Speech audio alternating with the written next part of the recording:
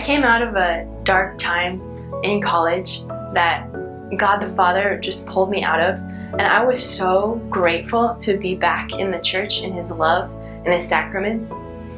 And within the context of being in a Christian community that was full of life and love of God, I was starting to date a young man who was dating really intentionally for the sake of discerning marriage.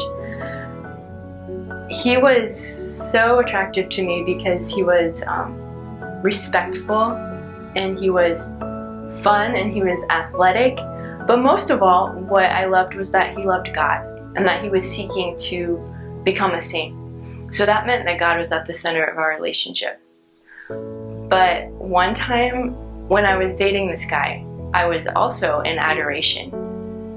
And as I was gazing at Jesus in the monstrance, I had this distinct sense that I was dating two men.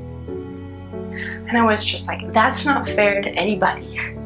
So I had to break up with this young man that I thought so well of to find out if Jesus was really calling me to be completely His. And through prayer and over time, I found out that Jesus was calling me to be completely His, that He had created my heart so that it would be only happy as an undivided heart for Him. I found out that I was going to be most happy belonging completely to Jesus and giving myself completely to Him.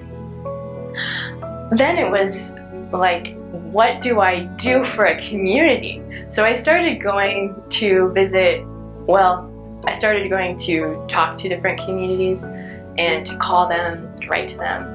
But I decided to go on one last visit to the School Sisters of Christ the King to just prove that I was not called to be a School Sister of Christ the King. And as I was on this retreat, it was a silent retreat, as I was eating my broccoli, I had a very strong sense that Jesus was with me. It was like everything around me stood still. And I knew that no matter where Jesus was for somebody else, He was going to be here for me. And so that meant that I became a School Sister of Christ the King shortly after that.